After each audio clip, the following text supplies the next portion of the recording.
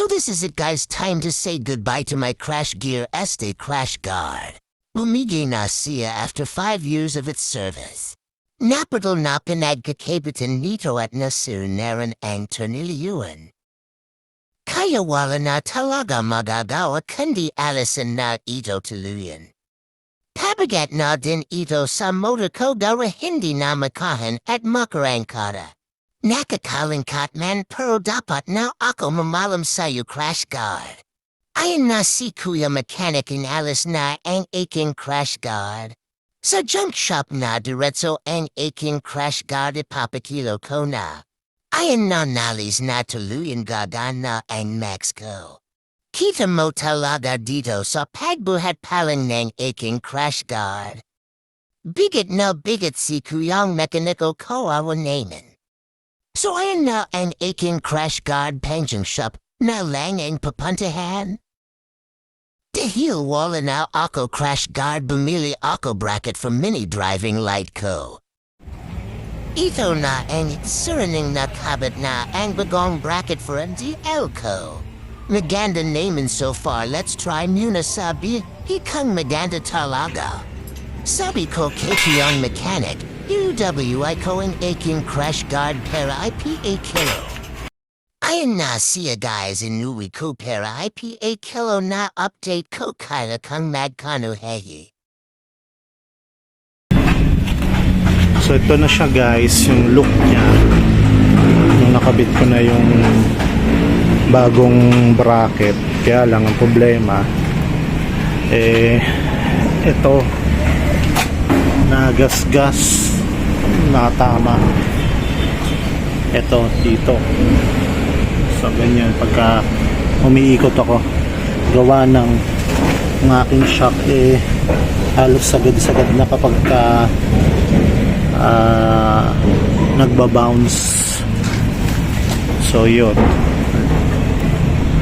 nasolusyonan ko nga yung sa aking bracket, sa aking Crash Guard. Yun nga lang, ito, nagano siya, tumatama yung kanyang tapalodo. Kaya ang ginawa ko, bumili ako sa Shopee ng panibagong bracket ulit. Ito, bumili ako ng bagong Shopee tuloy, Lazada pala. So wait lang guys. So ito siya guys, yung bago kong nabiling bracket. So ipapalit natin dito. So magiging ganito yung itsura niya. Ayan. Okay. So magiging ganito yung itsura niya. Hindi pala kita.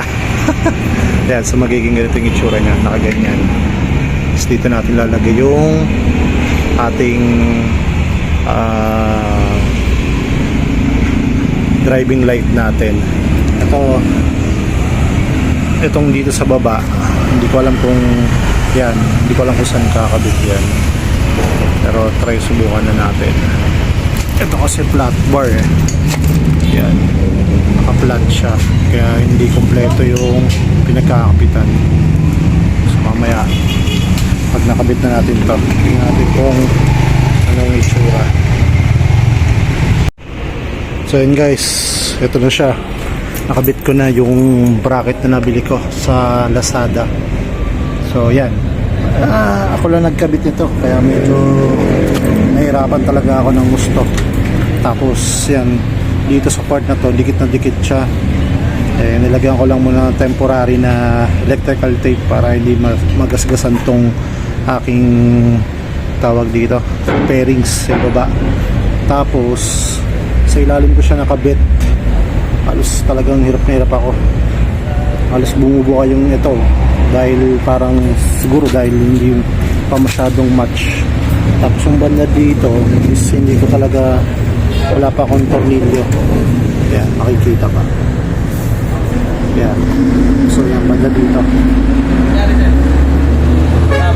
Ha? Hindi. Pinalitan ko ng bracket. Tapos yan. Yan, kaya mapapansin nyo nakaganyan pa siya. Wala pa akong tornilyo. Pero kahit yung banda dito lang yung dalawang nakakabit, ayos naman, matibay naman. Ayun o. Hindi naman siya naalog. Halos sumasama yung buong motor kapag ginagalaw ko. Siguro matibay na yan, pero tingnan pa rin natin. Pagka talagang wala, naalog, lagyan natin ng tornilyo dito. Gawan ko ng paraan. Kasi walang hirap kasi kapag lalagyan ng tornilyo, talagang pupersahin pa bumubuka yung motor, bumubuka yung pairings ng motor. So tingnan na lang natin guys kung okay na yung ganyang setup. Pero yan, ito na siya, ang kabit ng aking panibagong bracket. Panigurado hindi na siya tatama dito kasi tingnan nyo guys, talagang wala, tumatama siya sa dati, talagang kinakain niya kasi yung pinaka bracket hanggang dito. So kapag sagad na yung aking shock, so kailangan ko na itong patingin din. Maabot na hanggang dulo. Pagka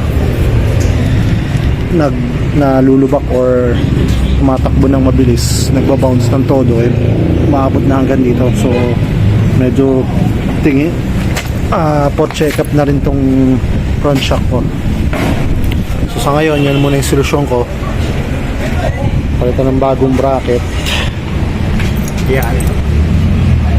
So yan na yung kanyang bagong looks. Alright. So mas okay siya kasi kompleto yung pinagkakabitan Di tulad nung una, yan, ito, kulang. So yan, kompleto na. So matibay na rin yan. Sobrang tibay. Alright. So yun lang guys. Hanggang dito na lang muna. Always remember, ride safe. Peace out.